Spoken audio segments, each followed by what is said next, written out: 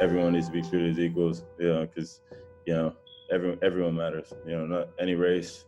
I don't care where you're from. Everybody matters. Everyone has the opportunity to be something special.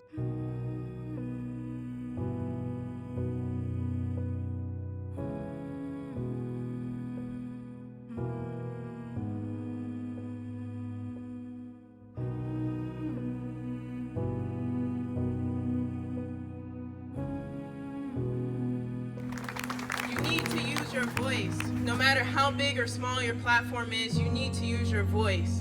I saw Dr. King quote that said, "The silence of the good people is worse than the brutality of the bad people."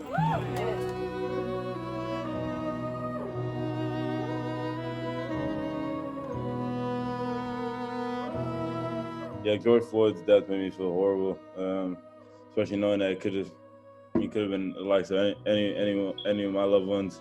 Could have been me.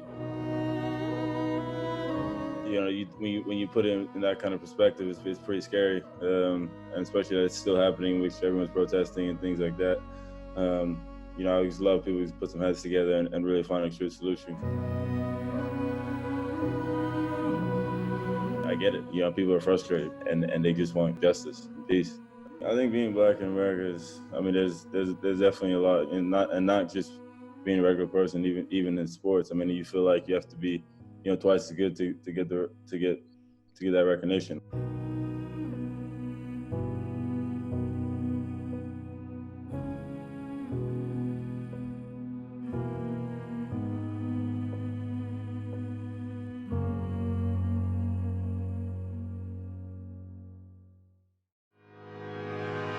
Hi guys, I hope everyone's doing well during this crazy time. I felt the need to reach out and express our feelings for what is and for what has been going on here in America. Yeah, so my girlfriend came up with an idea of us coming up with a good video. It's gonna be pretty powerful. We wanted to do a small gesture to spread awareness about the unjust deaths of many African Americans here in this country. This is definitely bigger than tennis, and we all need to use our platforms to come together regardless of class, gender, race, ethnicity, or any other categories. Today, we put our rackets down and our hands up.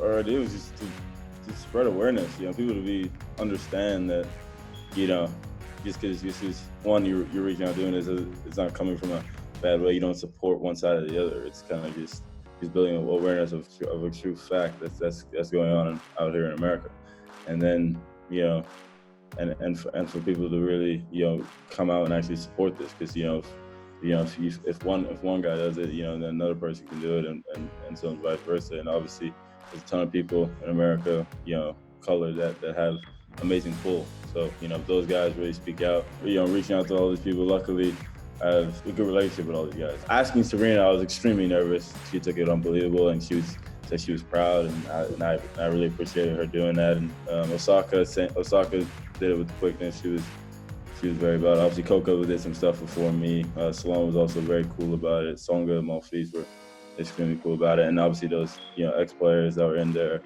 Laurie McNeil, Kendall Rubin, Zena Garrison, obviously James Blake.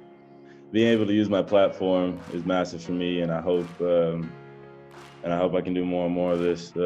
Hopefully not. Hopefully there's change, so I won't have to. But it was nice to really speak my mind and to get good positive feedback from. This wasn't for any personal gain of mine. This was the fact of the matter that we need change here in America, and to let all my fans and hopefully other people put it up and let other people just know what's really going on. And I think this can hopefully turn out to a really good thing.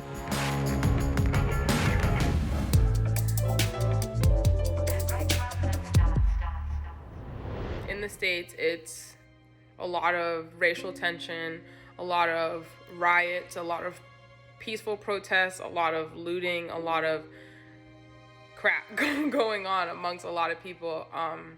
The Black community has been suppressed. Our identity has been robbed from us. Black men are being gunned down and killed in the middle of the street in broad daylight from police officers.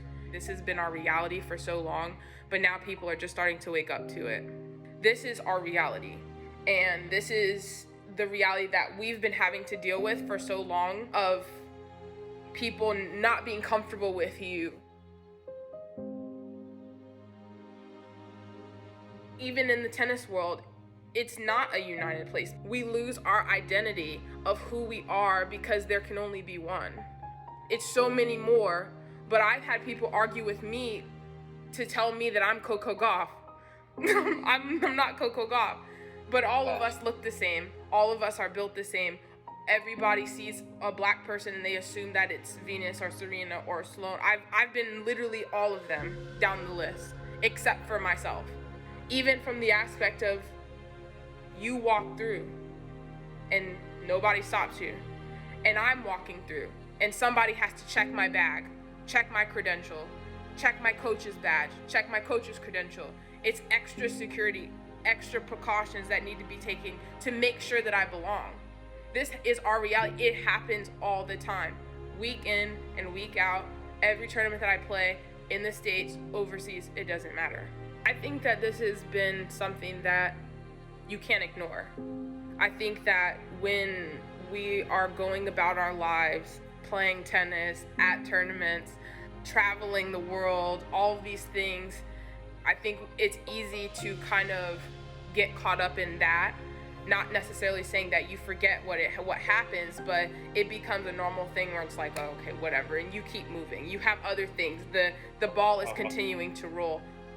And taking the time to be still and silent and really think about how this has been happening for so long and how it's not right. I think people get caught up in their lives and everything that's happening that, I mean, this is not the first time this has happened, but this is one of the bigger events that has caused such a mass eruption of people's emotions. It's not going to change. I don't expect things to change.